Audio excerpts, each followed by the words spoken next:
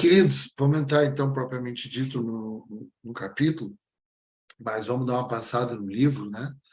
O livro a gente sempre lembra que é um livro que Paulo está escrevendo em Corinto e que ele está indo a Jerusalém para depois ele ir à Espanha pregar a palavra de Deus, e ele quer passar por Roma antes de ir para a Espanha. E ele quer conhecer essa igreja que ele não conhece, que ele não foi o fundador.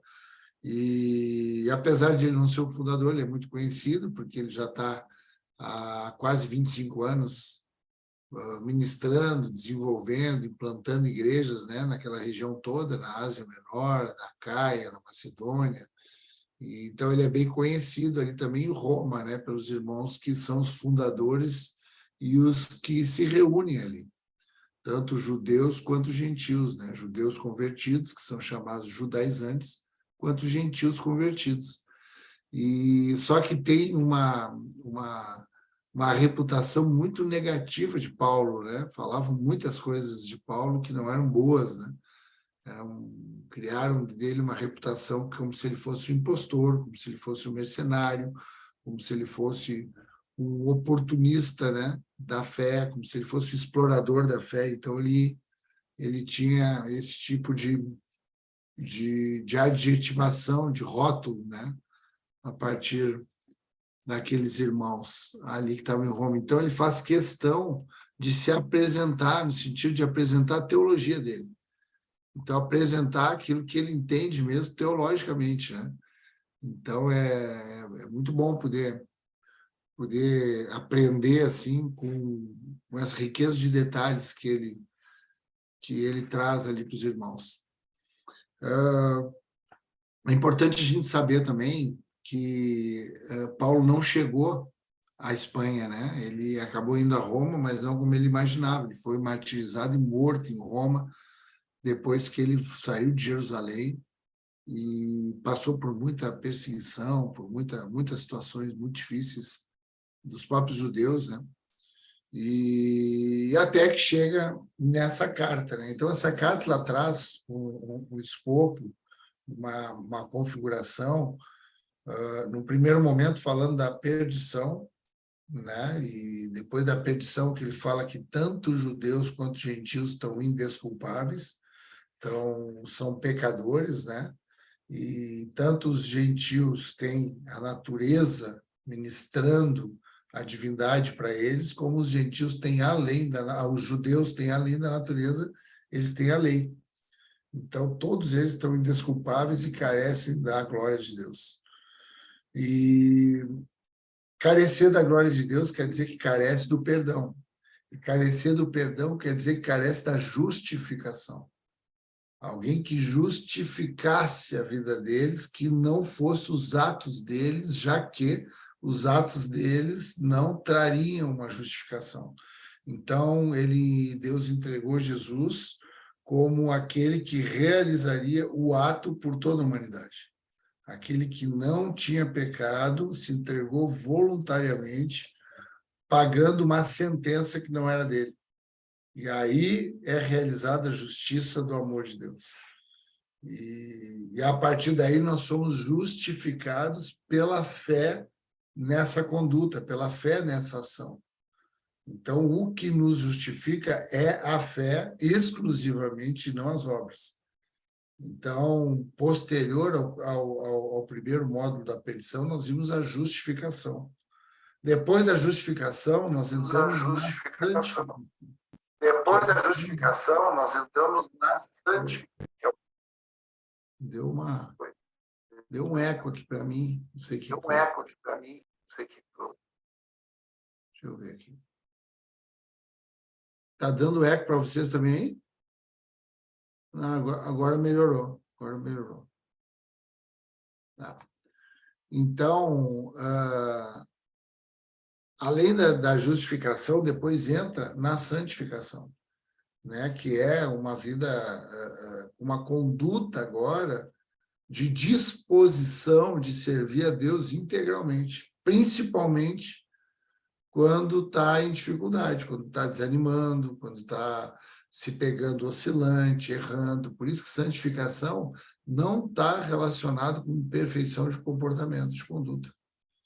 porque senão a gente cai de novo para a obra, né? A gente vai querer mostrar uma conduta para se justificar. Então, a justificação pela fé, que é a graça de Deus mesmo, né? A vontade de Deus de nos eleger, de nos salvar, nos leva para o ambiente de santificação, que é uma disposição de permanecer nele, permanecer na palavra, permanecer na comunhão. Principalmente quando a gente tem dificuldade de querer isso. Então, isso é importante a gente saber. Depois, a gente chega no capítulo 8, que é um capítulo importante, né? Porque fala de como que nós vivemos pela fé. Como é que nós vivemos pela fé no Espírito? Como é que se vive no Espírito? Que aí é onde não há nenhuma condenação, todas as coisas cooperam, somos mais do que vencedores, né?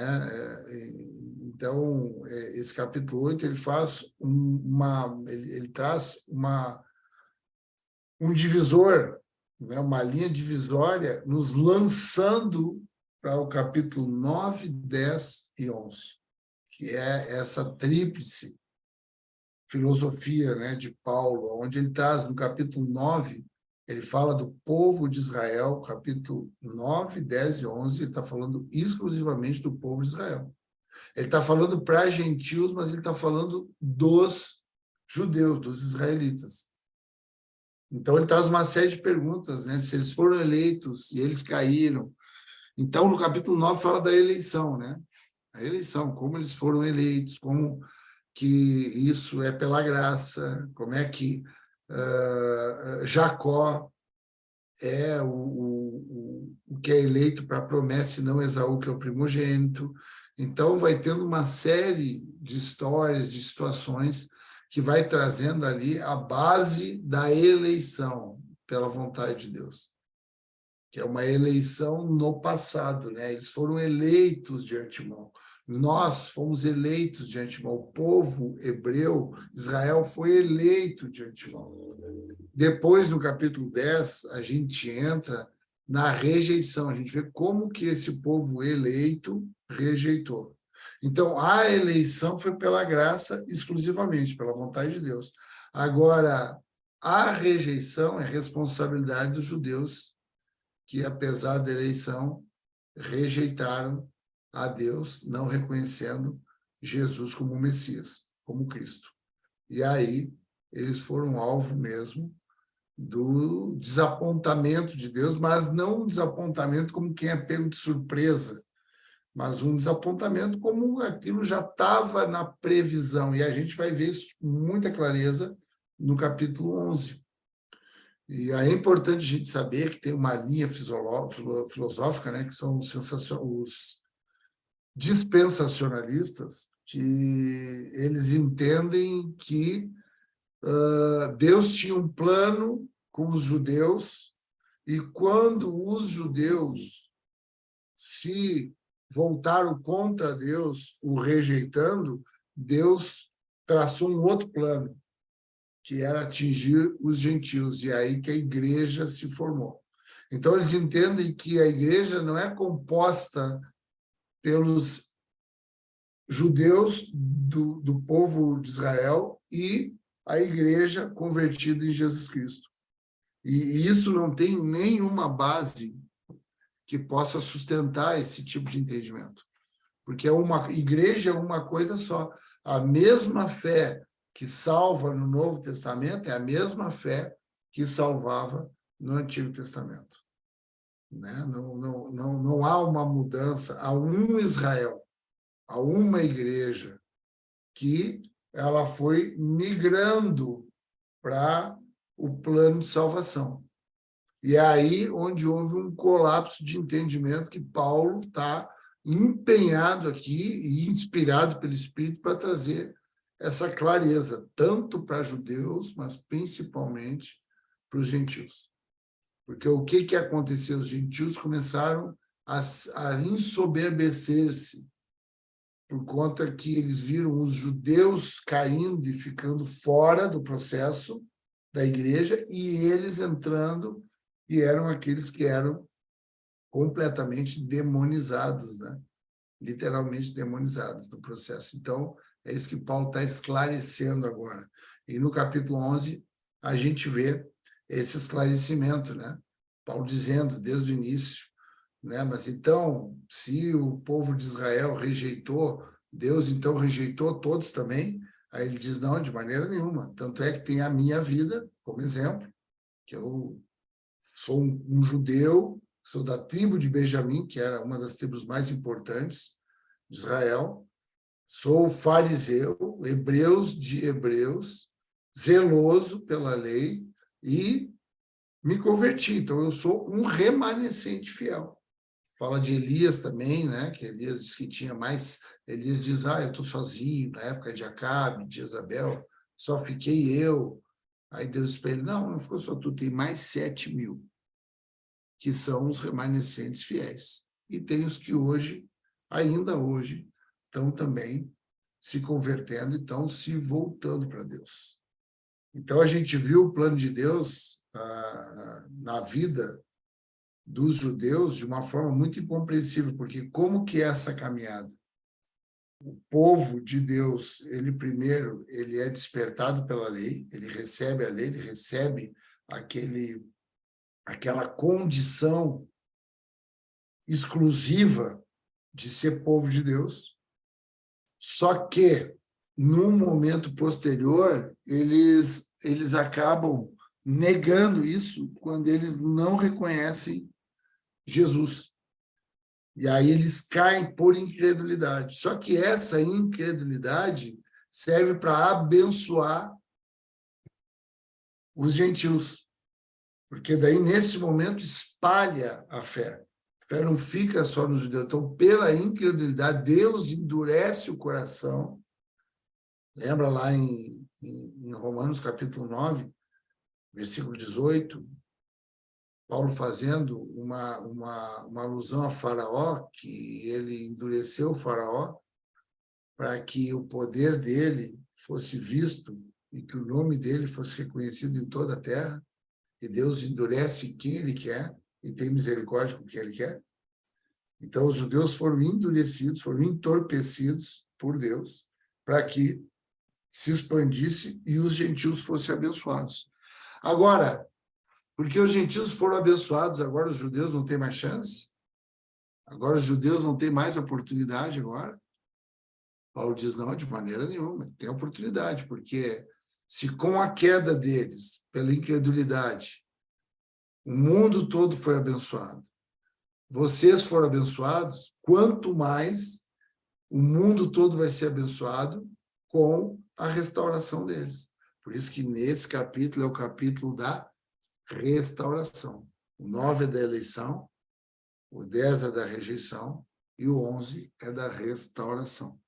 Amém, queridos? Então, a gente tem um panorama geral. Hoje a gente vai finalizar e a gente vai trabalhar a partir do versículo 25. Mas eu vou fazer questão de ler todo o capítulo, para nós poder rememorar isso tudo que a gente conversou aqui resumidamente. Amém? Vamos lá, então. Romanos 11.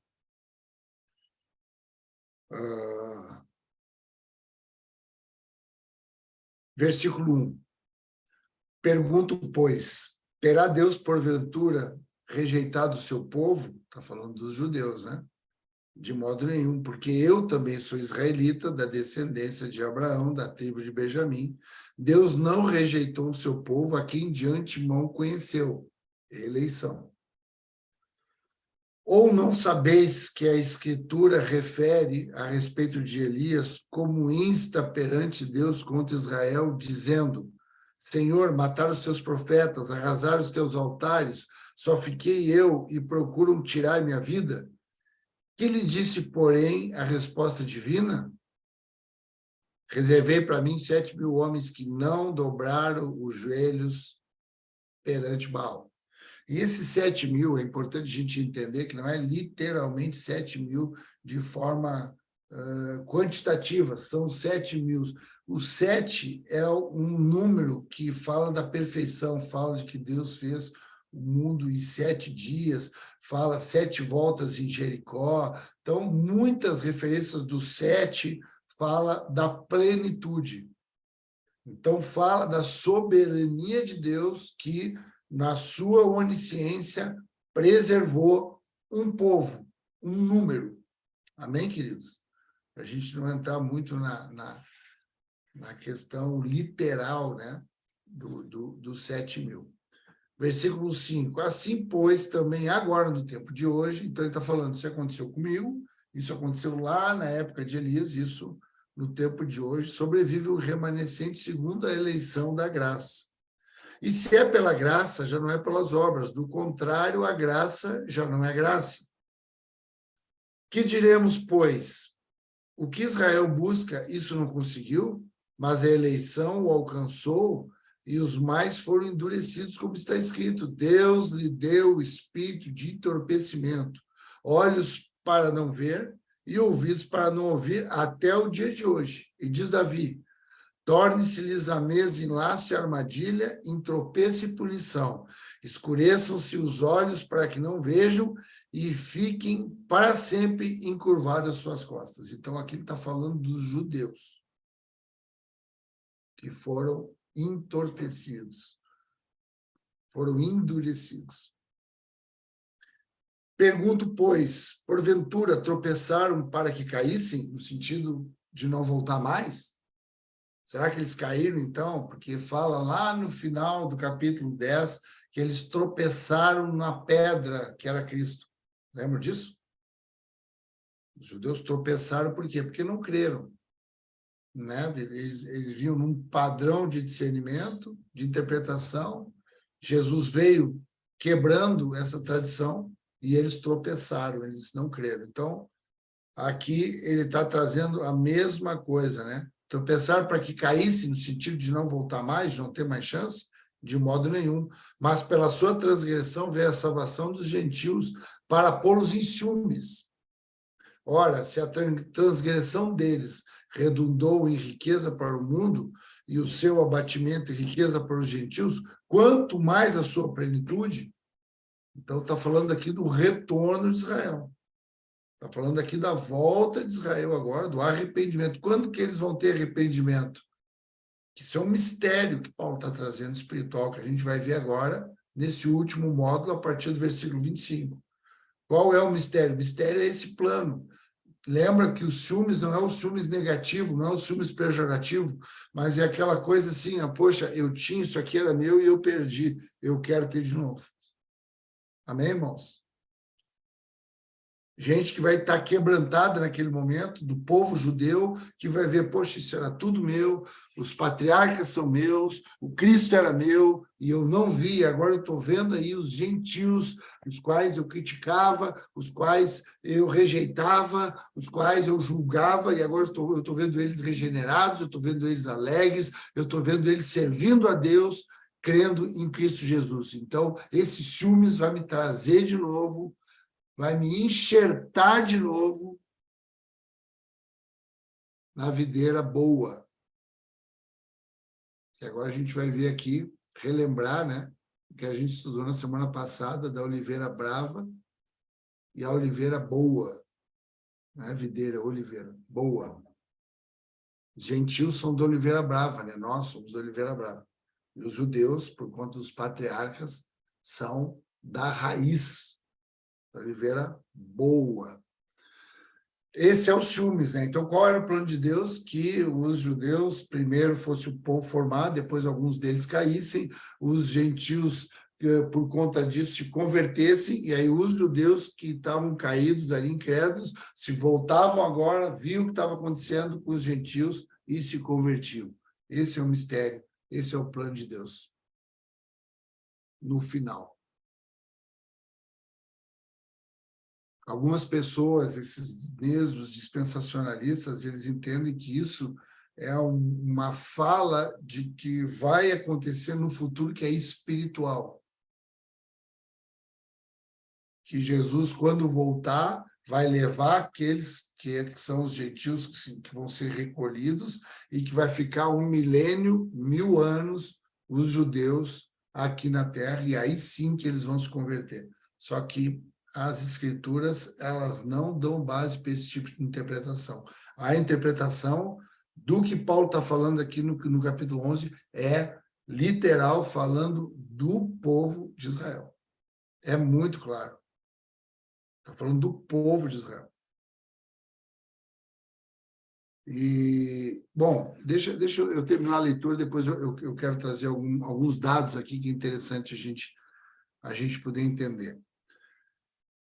Versículo 13, dirijo-me a vós outros que sois gentios, está falando com os gentios, visto, pois, que eu sou apóstolo dos gentios, glorifico o meu ministério para ver se de algum modo posso incitar a emulação os do meu povo e salvar alguns deles. Então, o que ele está falando? Eu tenho ministério com os gentios, sou direcionado para os gentios, eu me empenho nisso, eu quero glorificar esse meu ministério para gerar emulação. O que é emulação? Emulação é um sentimento de competição.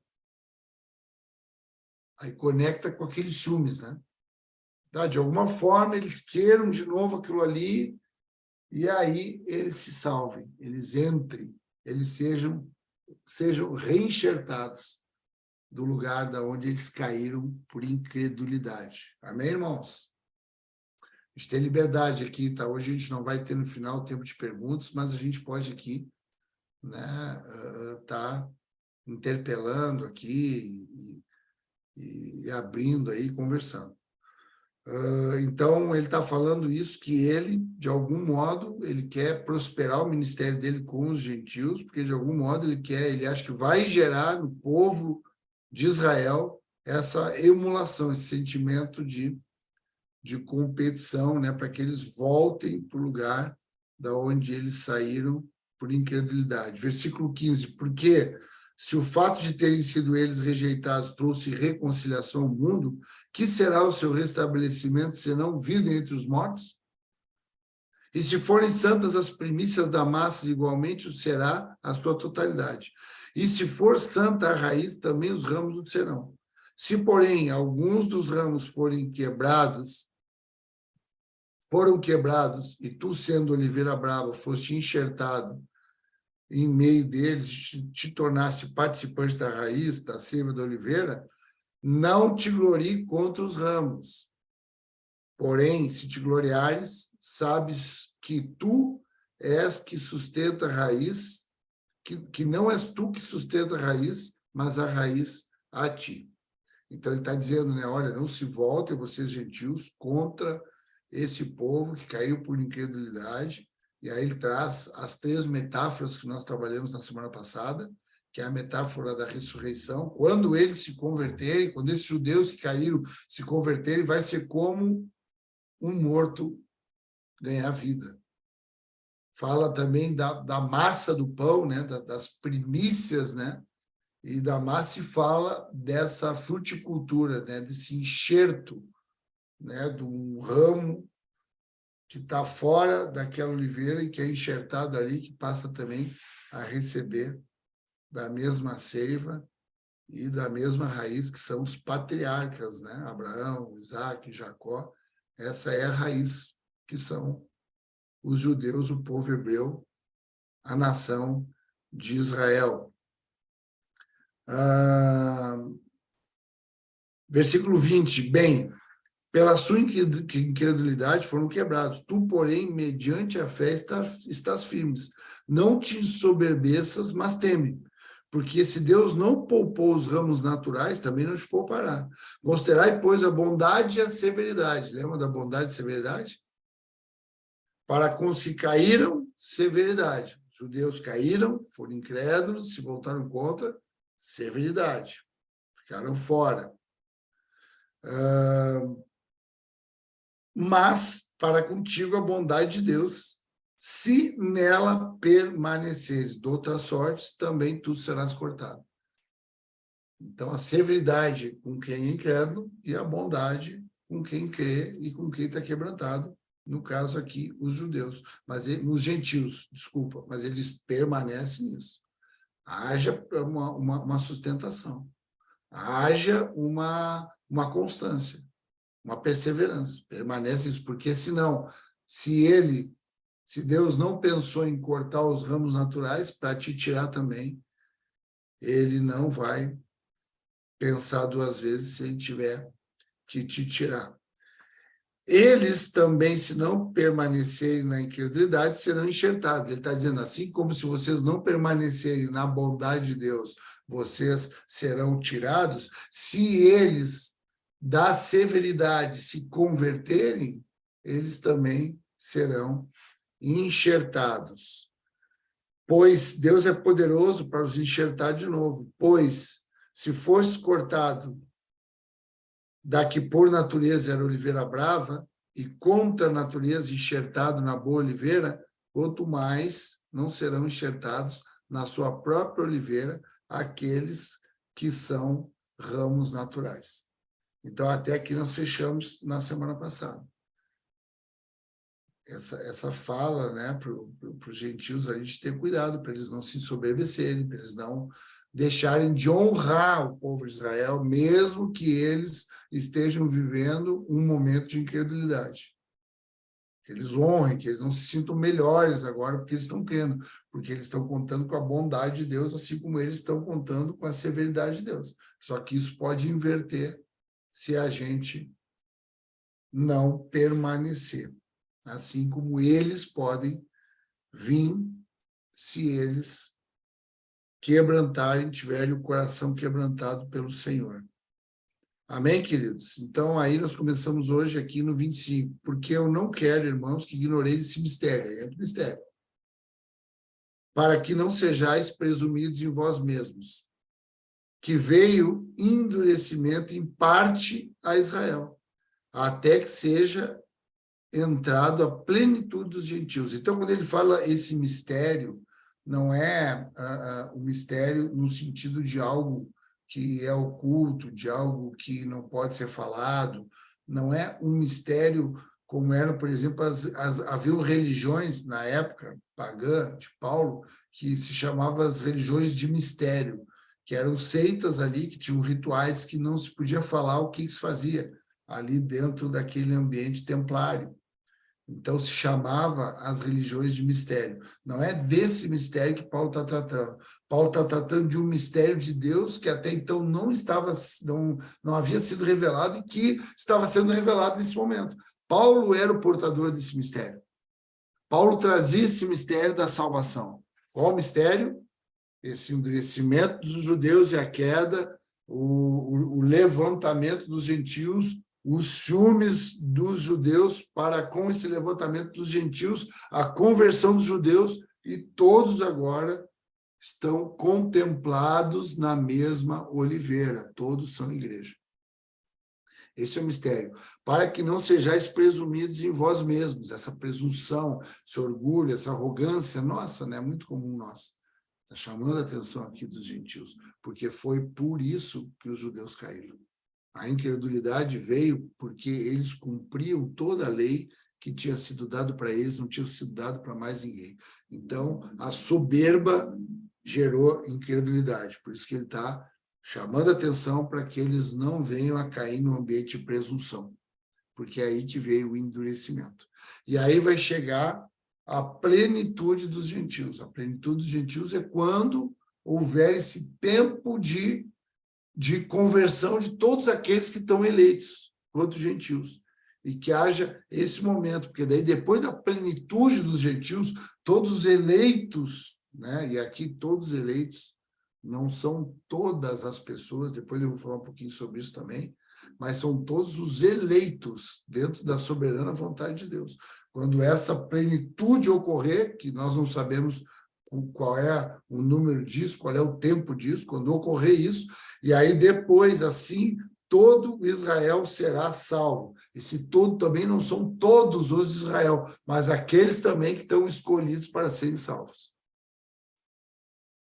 Amém, irmãos? Não é um todo literal, todo.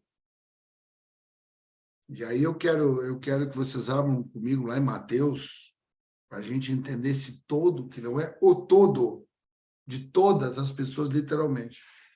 Lá em Mateus, no capítulo 3, quando há ali a pregação de João Batista e a conversão, né, de muitas pessoas, o mover de Deus ali, no versículo 5 diz assim: então saíram a ter com ele Jerusalém, toda a Judéia e toda a circunvizinhança do Jordão.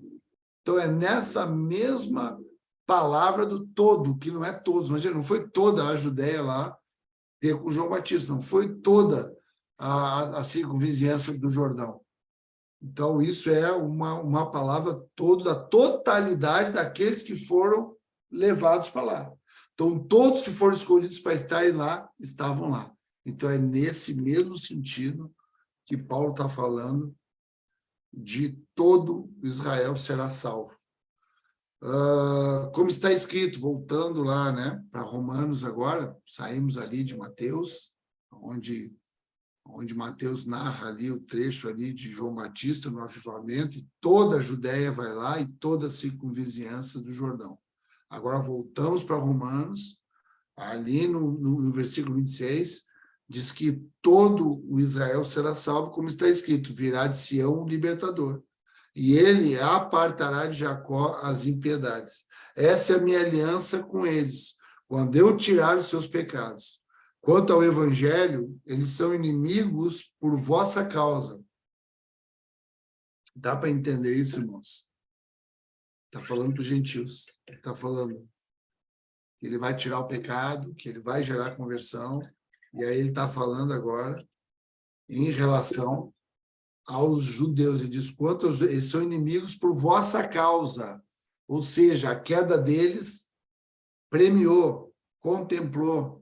Por isso que ele está gerando aqui uma reconciliação no coração dos gentios para com os judeus. Que haja misericórdia aqui. Que haja compaixão, compreensão do plano misterioso de Deus. Que eles não se sintam beneficiados como que Deus fizesse a acepção dos outros. Não. Foi por vossa causa que eles caíram. Quanto, porém, à eleição, amados por causa dos patriotas. Então, ele está dizendo, em relação à eleição, eles são amados por causa dos patriotas. E aí vem uma questão que a gente precisa entender, porque os dons e a vocação de Deus são irrevogáveis.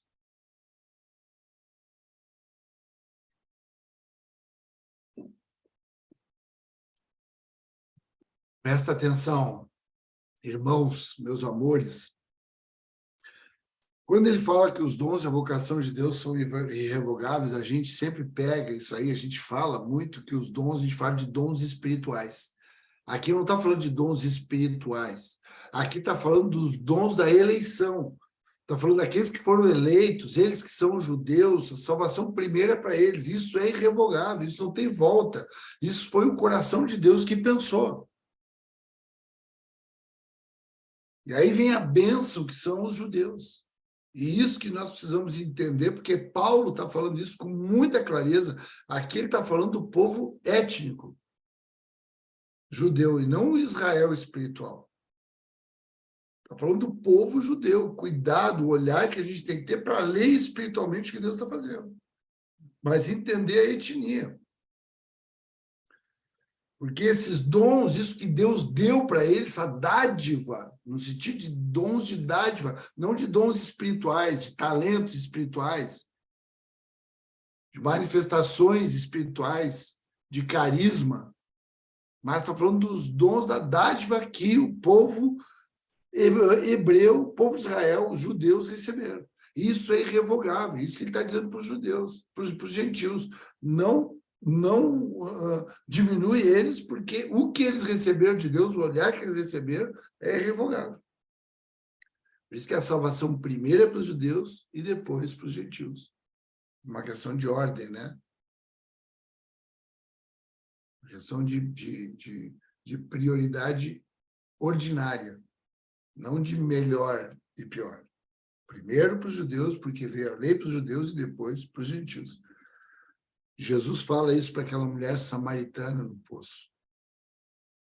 Começa a falar em questões religiosas, ele diz, não, primeiro foi para os judeus.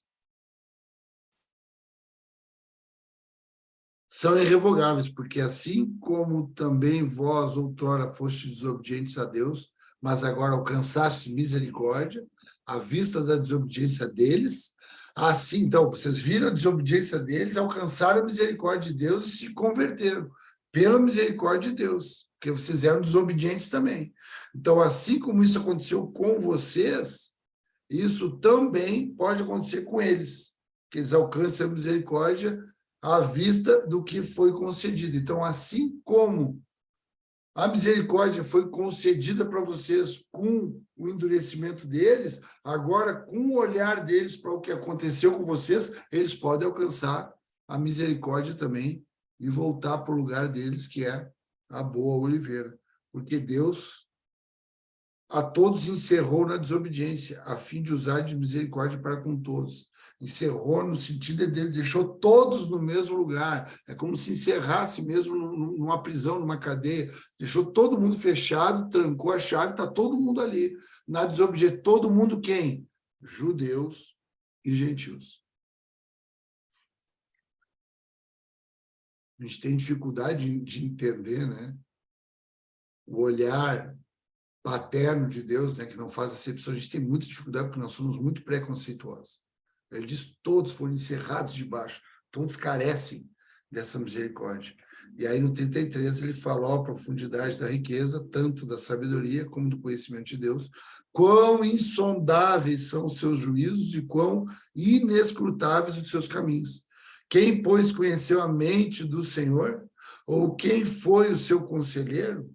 Ou quem primeiro deu a ele para que lhe venha a ser restituído? Porque dele e por meio dele e para ele são todas as coisas. A ele, pois, a glória eternamente. Amém. Então, todas as coisas são para ele, tudo vem da cabeça dele, da mente dele. Quem é o homem para poder querer alguma restituição, se não deu nada anteriormente para Deus? Tudo que nós recebemos foi dele. Como é que o homem pode querer aconselhar a Deus e dizer o que é melhor, o que é pior? E aí, para finalizar, eu acho que a gente tem que conhecer a história dos judeus, né, na humanidade, nesses 20 séculos que a gente tem de cristianismo, né?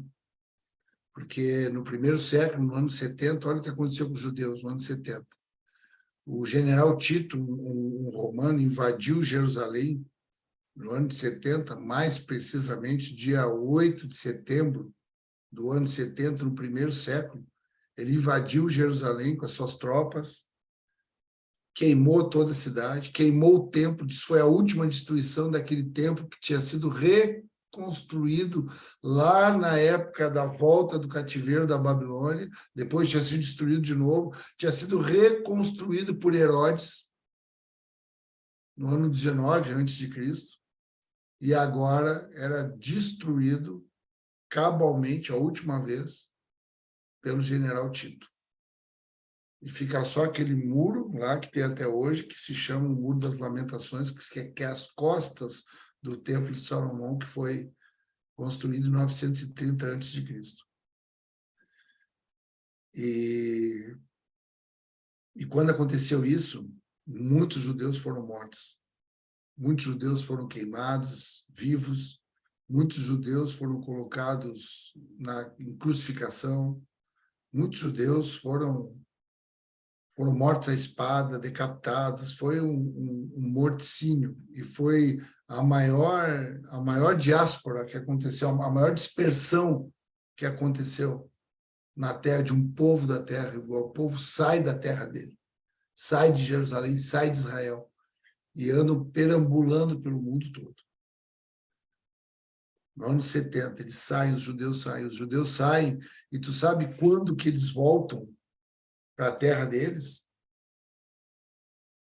No ano de 1948, mais precisamente a 14 de maio de 1948, agora no século XX.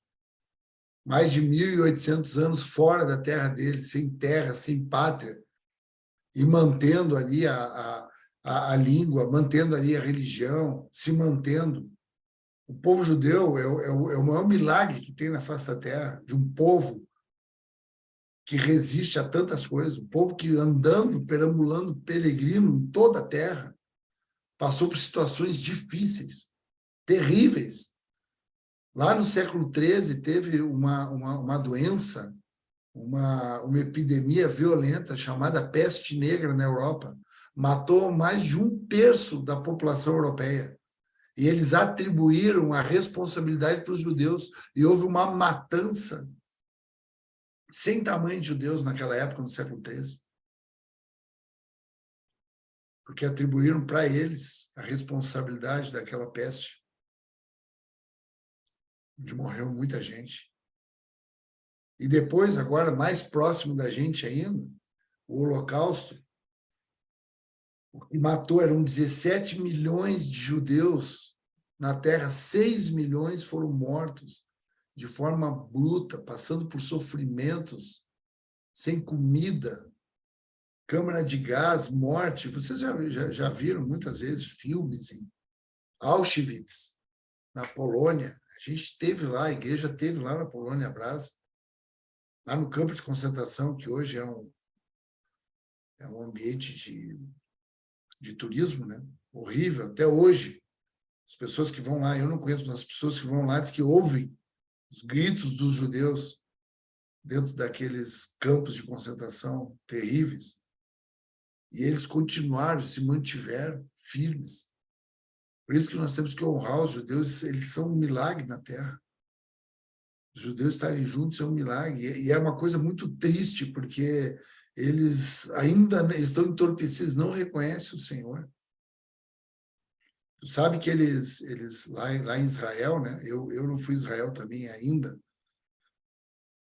Não sei se vou também, não tenho muita vontade assim, de ir, mas seria bacana aí. Mas eu sei de histórias que os judeus lá, que são muito, porque é um ambiente turístico, né?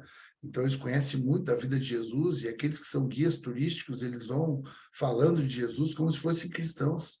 E aí, quando tu chama eles à parte, e aí tu pergunta para eles quem é Jesus, ele diz, não, Jesus foi um bom homem, um irmão, um judeu, um bom homem. Então, mas vocês não creem que ele é o Messias? Não. O Messias, nós estamos esperando ele ainda. Até hoje, esse entorpecimento permanece. Paulo está dizendo que tem um mistério, que nós, gentios, estamos nos convertendo para que, de alguma forma, gere nele os ciúmes, a ponto que eles voltem. Olha a responsabilidade que tem na nossa vida. Por isso que a Bíblia diz, ora por Jerusalém. Não deixa de orar por Jerusalém, pelos judeus. Os judeus é um povo muito importante. É isso que Paulo está falando.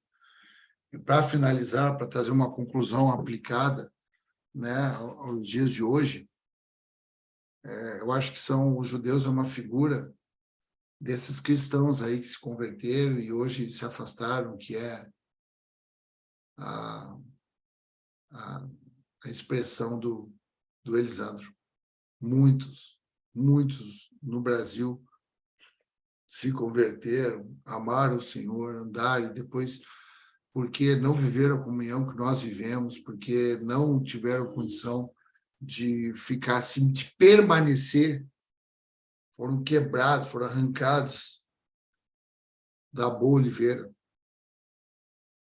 E quem sabe alguns deles vão ver na nossa vida, vão ver no nosso testemunho, vão ver a alegria do Senhor na nossa vida, e eles vão sentir saudade daquilo que eles já experimentaram.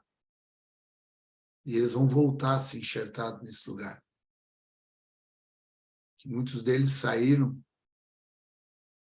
porque receberam esse entorpecimento da parte de Deus mesmo, para que nós nos convertêssemos e hoje nós fôssemos alvo desse retorno, desse recolhimento deles também.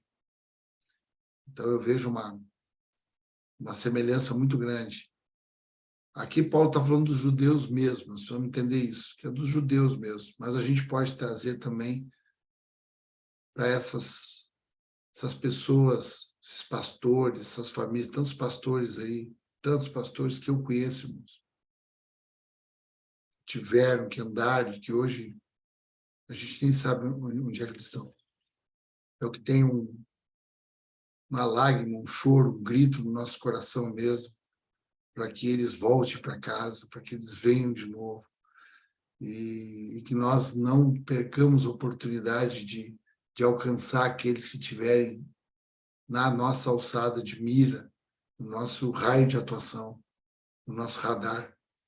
As pessoas vão ser tocadas, elas vão sentir, elas vão perceber que é isso que Paulo está falando. Amém, irmãos? Então a gente finaliza esse capítulo 11, um capítulo que ele é muito desafiador, e claro que a gente está falando aqui sem a mínima presunção de estar falando o que é certo, porque tu imagina, em 20 séculos de história até hoje, os estudiosos se debatem para poder interpretar isso. Não é eu que vou querer ter a presunção de estar interpretando de maneira certa, né? Mas é isso que tem no meu coração. E louvo a Deus aí pela vida de vocês, por a gente poder estar juntos aí, pensando, né, sobre essas coisas de Paulo e estudando, né?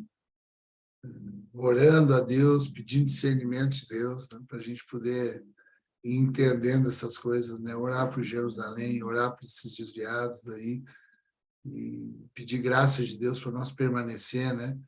E deixar bem claro, né, irmãos, que esse capítulo deixa muito claro para a gente que não é todo mundo que está dentro que é. Não é, irmãos.